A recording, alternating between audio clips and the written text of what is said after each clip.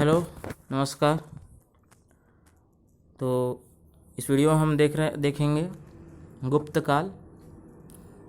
भारत में जो गुप्त शासन था उसके बारे में देखेंगे, उसके बारे में पढ़ेंगे, जानेंगे। और ये जो वीडियो है वो मोस्ट इम्पोर्टेंट है। गुप्त काल से प्रश्न पूछे जाते रहे हैं सभी परीक्षाओं में। ये मोस्ट इम्पोर्टेंट काल है हमारे भारत के इतिहास का। सही परीक्षाओं की दृष्टि से ये महत्वपूर्ण है। और इस वीडियो में हम एक क्विक रिवीजन की तरह इसको देखेंगे। आप याद करते चलिए, नोट्स बनाइए, जो करना है वो कीजिए, लेकिन ध्यान से पढ़िए, ध्यान से समझना है इसको। चलिए शुरू करते हैं। गुप्त काल में राजनीतिक एकता के साथ साथ विज्ञान, कला और सांस्कृतिक साहित्य का विकास हुआ। इसलिए गुप्त काल को भारतीय इतिहास का स्वर्ण काल कहते हैं। देखिए, स्वर्ण काल कहते हैं भारतीय इतिहास का।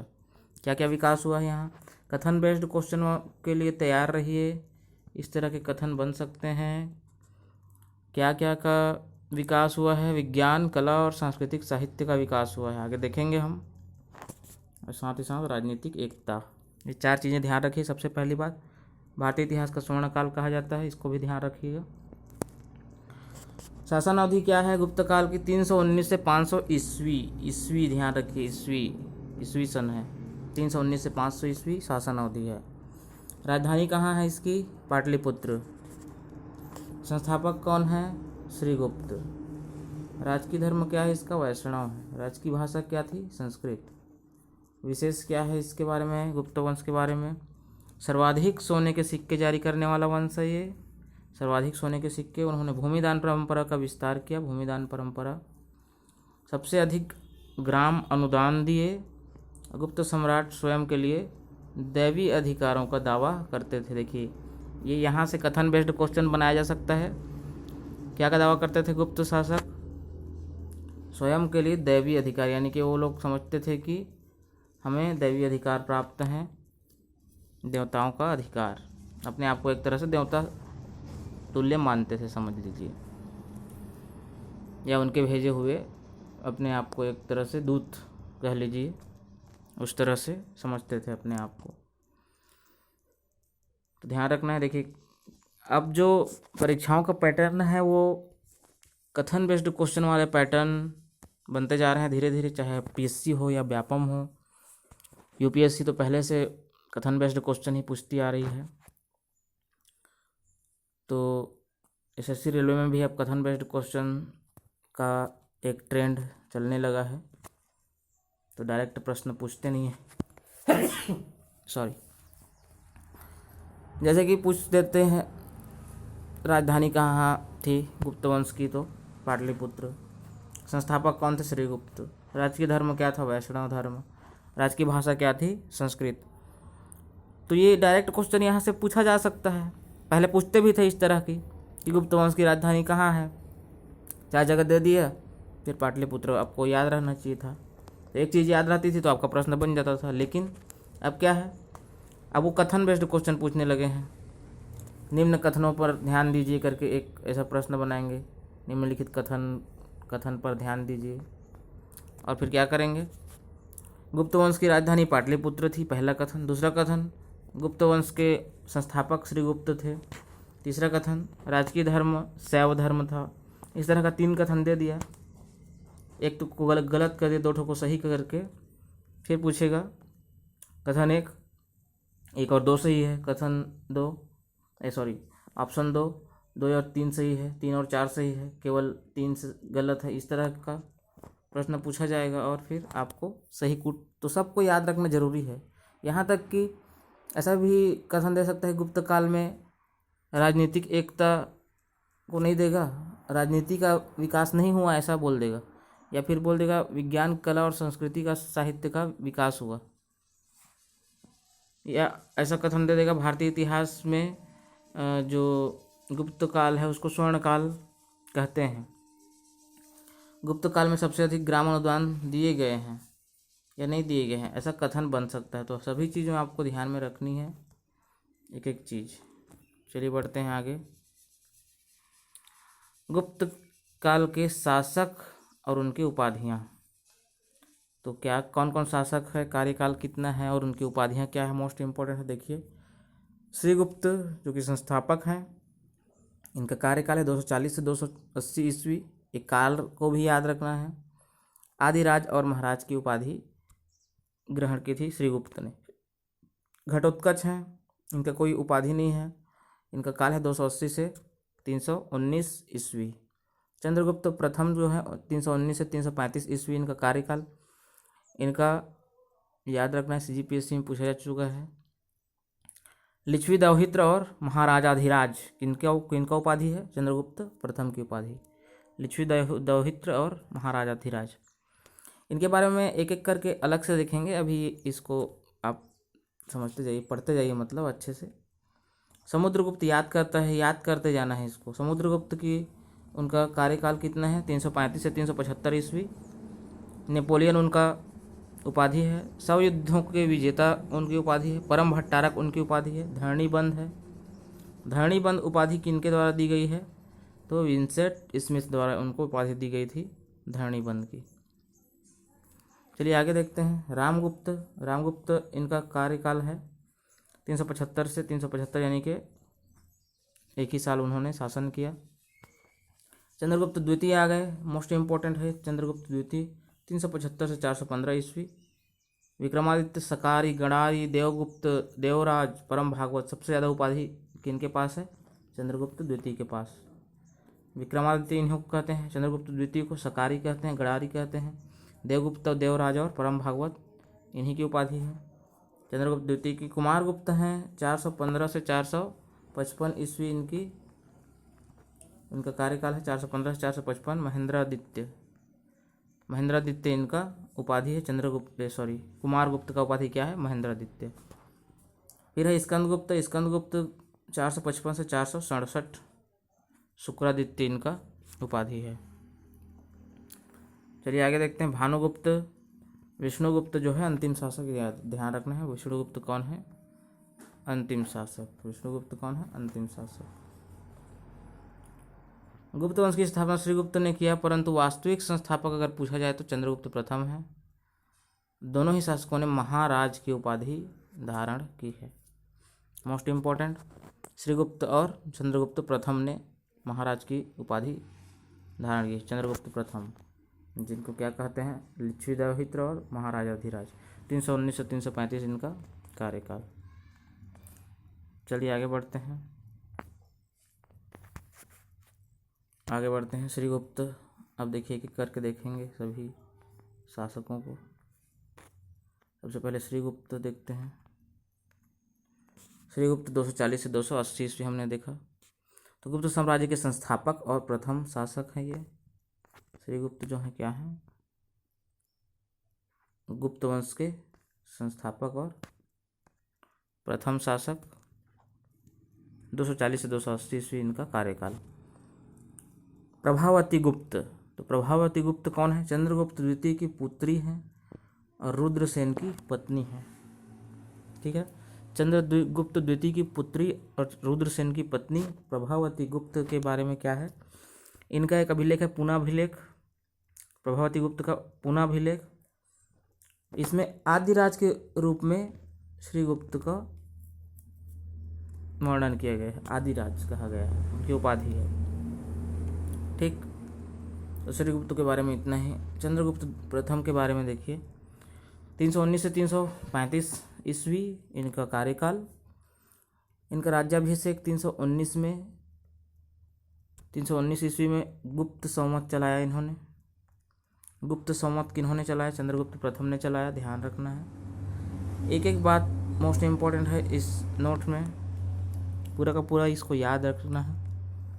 गुप्त संवत चलाया 319 ईस्वी से, मतलब जैसे ही शासक बने उन्होंने क्या चलाया, गुप्त संवत यानी कि अपना खुद का एक समय काल, सन, जैसे अभी सन चल रहा है 2021, उसी तरह से उन्होंने वहाँ से एक सन सत्र की शुरुआत की। लिच्छवी कुल की कन्या कुमार देवी से विवाह किया था और स्वयं को क्या उपाधि दिया, लिच्छवी दौहित्र, ठीक है। लिच्छवी कुल की कन्या से विवाह करने के कारण उनका नाम क्या पड़ा, लिच्छवी दौहित्र। समुद्रगुप्त को देखते हैं 335 से 380 ईस्वी। उपाधि क्या है, भारत का नेपोलियन इसको कहते हैं। विंसेंट स्मिथ द्वारा इनको भारत का नेपोलियन कहा जाता है। विंसेंट स्मिथ का नाम याद रखना है। गुप्त काल के शासकों को उन्होंने कुछ उपाधियाँ दी हैं। दरबारी कवि कौन थे, हरिसेन। हरिसेन ने क्या लिखा है, प्रयाग प्रशस्ति लिखा है। प्रयाग प्रशस्ति, प्रयाग प्रशस्ति शिलालेख में समुद्रगुप्त के दक्षिण विजय अभियान के बारे में जानकारी। 12 राजाओं को पराजित किया था, है ना। हमारे छत्तीसगढ़ क्षेत्र में भी उस समय 2 राजाओं को पराजित किया था। छत्तीसगढ़ के इतिहास में उसको देखेंगे अलग से। समुद्रगुप्त ने वीणा वादक तथा गरुड़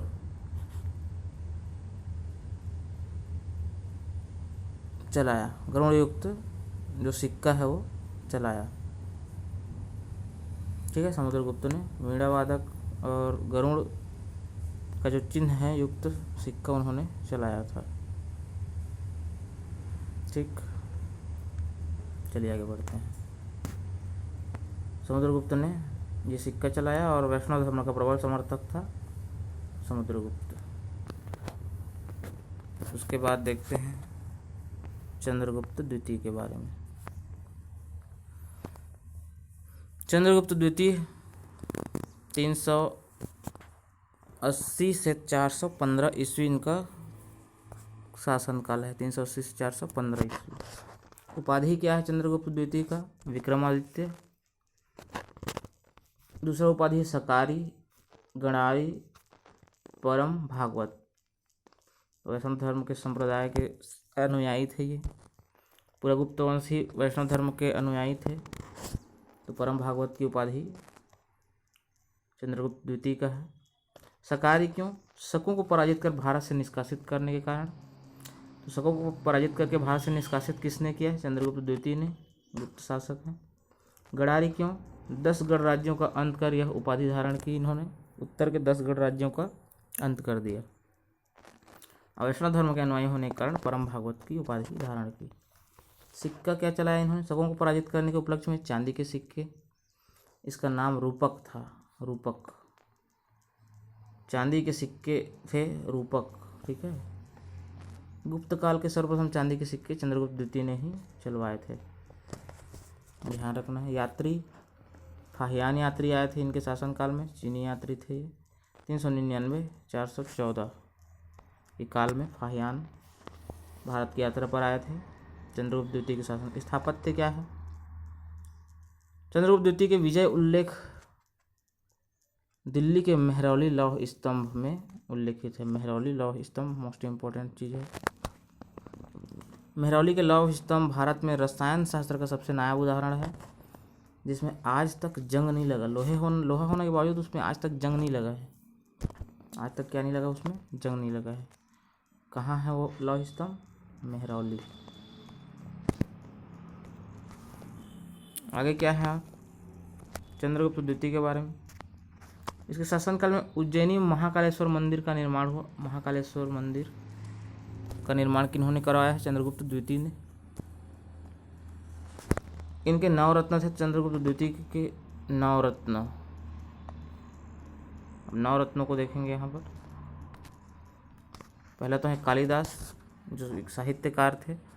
इनकी रचना अभिज्ञान शकुंतलम और मेघदूत। इनके बारे में और अलग से देखेंगे, लेकिन अभी एक नाम और उनका क्षेत्र और उनकी रचना एक बार शॉर्ट में देख लेते हैं। कालिदास साहित्यकार हैं, अभिज्ञान शकुंतलम, मेघदूत। वराहमिहिर कौन है, ज्योतिष विज्ञान से संबंधित है। बृहत संहिता इन्होंने लिखा है। धन्वंतरी चिकित्सा क्षेत्र में। आयुर्वेद लिखा है इन्होंने, चिकित्सा की पुस्तक। तो ये जो है ये जोड़ी मिलायाओं में आता है इस तरह का क्वेश्चन। अमर सिंह शब्दकोश, अमरकोश इन्होंने लिखा है, शब्दकोश के क्षेत्र से संबंधित है। क्षणपक ज्योतिष विज्ञान से संबंधित है, ज्योतिष शास्त्र लिखा इन्होंने। वेताल भट्ट जादू टोने से संबंधित मंत्र शास्त्र लिखा इन्होंने। शंकु वास्तुकला से संबंधित शिल्पकला पुस्तक लिखा इन्होंने। घटकर पर शिल्पकार थे। वर रुचि व्याकरण के विद्वान थे, व्याकरण संस्कृत में लिखा इन्होंने। भारत का शेक्सपियर कालिदास को कहते हैं, आपको याद ही होगा। चलिए आगे चलते हैं।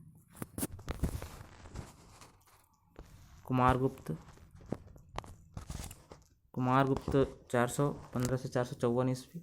इनकी उपाधि क्या है? महेंद्रादित्य है। संस्थापक नालंदा विश्वविद्यालय के संस्थापक कौन है? कुमारगुप्त। यह है नालंदा विश्वविद्यालय। इनके शासनकाल में हूणों द्वारा प्रथम बार आक्रमण किया था। हूणों द्वारा प्रथम आक्रमण किसके शासनकाल में किया गया था? कुमारगुप्त के शासनकाल में। इसे अपने शासन के अंतिम समय में पुष्य मित्रों के संघर्ष का सामना करना पड़ा था। पुष्य मित्र जो वंश थे वो लोग आक्रमण किए थे किनके शासनकाल में? कुमारगुप्त के। ठीक। स्कंदगुप्त देखते हैं 455 से 467। हूणों को पराजित कर भारत से निष्कासित किया। देखिए हूणों को पराजित किसने किया? स्कंदगुप्त ने। और हूणों को प्रथम आक्रमण किसके शासनकाल में हुआ है? कुमारगुप्त के शासनकाल में, ध्यान रखना है। गिरनार पर्वत पर सुदर्शन झील मोस्ट इम्पोर्टेंट झील है, इसके बारे में प्रश्न पूछते रहते हैं। पुनरुद्धार कराया इन्होंने। झील के किनारे विष्णु मंदिर का निर्माण भी कराया। स्कंदगुप्त के सेनापति पर्णदत्त ने इसका निर्माण कराया था। पर्णदत्त का भी नाम याद रखना है, स्कंदगुप्त का सेनापति। हूणों का उल्लेख स्कंदगुप्त के भीतर गांव अभिलेख। देखिए भीतर गांव अभिलेख किससे संबंधित है? स्कंदगुप्त के काल में हूणों के उल्लेख इसी में है, भीतर गांव अभिलेख में। चलिए आगे बढ़ते हैं। भानुगुप्त हैं अगले शासक। भानुगुप्त एरण अभिलेख इन्होंने खुदवाया। पहली बार सती होने का उल्लेख 510 ईस्वी में। अवेन सांग के अनुसार कुमारगुप्त ने नालंदा विहार की स्थापना। नालंदा विहार, ये नालंदा विश्वविद्यालय अलग है, नालंदा विहार अलग है। सुदर्शन झील से संबंधित अब महत्वपूर्ण तथ्य देखते हैं। निर्माणकर्ता कौन है? चंद्रगुप्त मौर्य हैं, मौर्य शासक। चंद्रगुप्त मौर्य ने सुदर्शन झील बनवाया, यानी कि उनके आदेश से राज्यपाल पुष्यगुप्त द्वारा इनका निर्माण किया गया था।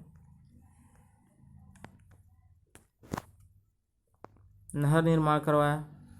नहर निर्माण सुदर्शन झील में जो है नहर का निर्माण अशोक के महामात्र यवन राज तुषास्प द्वारा नहर का निर्माण कराया गया सुदर्शन झील में। पुनरुद्धार शक शासक रुद्रदामन के दरबारी सुविशाख द्वारा, और पुनरुद्धार एक बार और फिर स्कंदगुप्त द्वारा। ठीक है, स्कंदगुप्त के आदेश से सौराष्ट्र गवर्नर पर्णदत्त द्वारा। पर्णदत्त के पुत्र चक्रपालित द्वारा कराया गया पुनरुद्धार गुप्त काल में। मैप में भी देख लेते हैं एक बार गुप्त काल के अभिलेख और स्थापत्य को। तो मेहरौली है चंद्रगुप्त द्वितीय। भीतर गांव है स्कंदगुप्त से संबंधित, कानपुर में है ये। प्रयाग प्रशस्ति समुद्रगुप्त से संबंधित, झांसी में। दशावतार मंदिर। एरण अभिलेख है भानुगुप्त का, मध्य प्रदेश में है। देवरानी जेठानी मंदिर ताला गांव में। सिरपुर में लक्ष्मण मंदिर। उदयगिरी चंद्रगुप्त द्वितीय से संबंधित, स्कंदगुप्त। जूनागढ़ अभिलेख कुमारगुप्त का। मंदसौर अभिलेख, ये है सब अभिलेख और स्तंभलेख। चलिए अगला चलते हैं। गुप्त काल में चिकित्सा। तो गुप्त काल में चिकित्सा के बारे में देखते हैं। गुप्त काल में सुश्रुत थे, सुश्रुत, धन्वंतरी और वाग्भट, तीन चिकित्सक थे। सुश्रुत आयुर्वेदाचार्य थे। अष्टांग हृदय की रचना की इन्होंने सुश्रुत ने।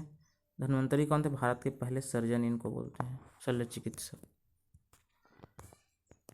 चिकित्सा शास्त्र का इन्होंने रचना किया है। आर्थिक व्यवस्था देख लेते हैं। व्यापार, रेशम का व्यापार होता था भारत और रोम के मध्य, रेशम का व्यापार। बंदरगाह कहाँ कहाँ थे? पूर्व में था ताम्रलिप्ति कोलकाता में, और पश्चिम में भड़ौच था गुजरात में। कृषि सुधार किया इन्होंने, सिंचाई के लिए नहरें बनवाई, व कृषकों को अनेक सुविधाएं दी। सुदर्शन झील की मरम्मत यानी पुनरुद्धार कराया। मुद्रा, सोने का सिक्का दिनार कहा जाता था। सोने के सिक्के को क्या कहा जाता था? दिनार। और चांदी के सिक्के को रूपक। देखिए, दिनार शब्द ऐसा है, मुस्लिम कंट्री के जो सिक्के हैं आज मुद्रा है, दिनार कहते हैं। तो इस तरह से हमारे मन में ये ख्याल रहता है कि मुस्लिम शासकों का होगा, लेकिन ध्यान रखना है ये गुप्त काल से संबंधित है। दिनार सोने के सिक्के को कहा जाता था, चांदी के सिक्के को रूपक कहा जाता था। स्थापत्य और मूर्ति के बारे में देखते हैं। स्थापत्य और मूर्ति कला। पहले मंदिर कला देखते हैं। सर्वोत्तम उदाहरण मिलता है गुप्त कला का, जिनमें प्रमुख क्या है? दशावतार मंदिर सबसे प्रमुख। देवगढ़ झांसी में उत्तर प्रदेश में गुप्तकालीन मंदिर कला का सर्वोत्तम उदाहरण है ये। मंदिर निर्माण में शिखर का यह पहला प्रयोग था। शिखर का पहला प्रयोग। इस काल के सभी मंदिरें ईंटों से निर्मित था। सिरपुर का लक्ष्मण मंदिर भी हम देख सकते हैं।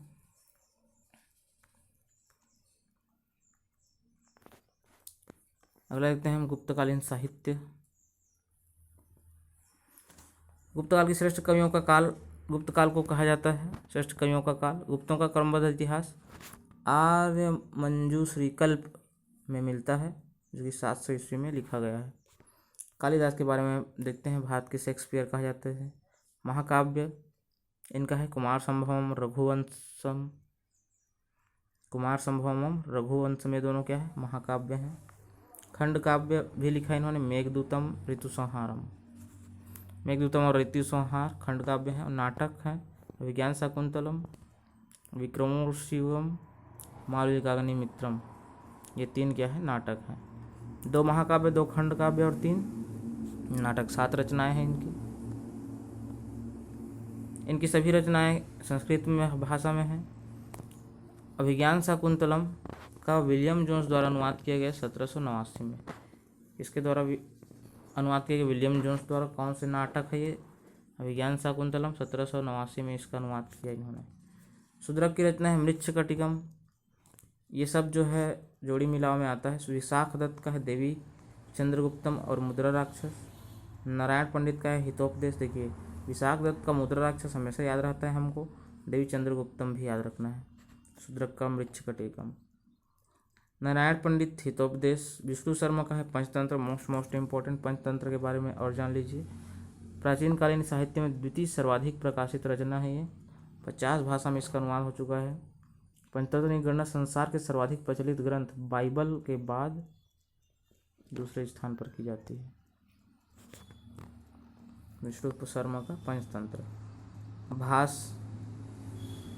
भास जो साहित्यकार हैं उनका है साहित्य। स्वप्नवास वदत्ता। भवभूति का है मालती माधव। अमर सिंह का है अमरकोश। संस्कृत का शब्दकोश है अमरकोश। वात्स्यायन का है कामसूत्र। कामंदक का है नीतिसार। कौटिल्य के अर्थशास्त्र से प्रभावित है ये नीतिसार। गुप्तकालीन विज्ञान। विज्ञान के कौन कौन से ग्रंथ हैं?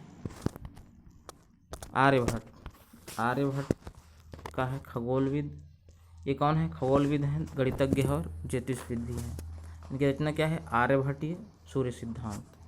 2 रचना है आर्यभट्ट का। दशमलव प्रणाली का, बीजगणित एवं शून्य का सिद्धांत दिया इन्होंने आर्यभट्ट ने।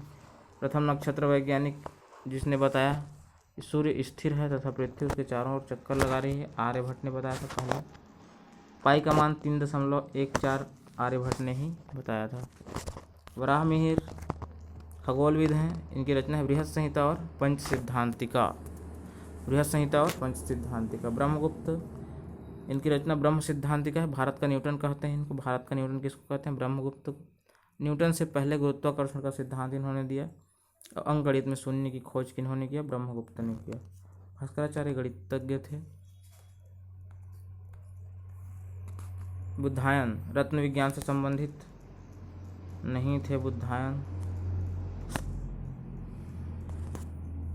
ये है आर्यभट्ट, वराहमिहिर, ब्रह्मगुप्त, भास्कराचार्य। भारत में साहित्य विकास के कारण इसे संस्कृत साहित्य का स्वर्ण काल भी कहते हैं। वर्तमान में वैदिक विज्ञान का गणित विषय प्रशंसनीय है और पुनर्जीवित किया गया है।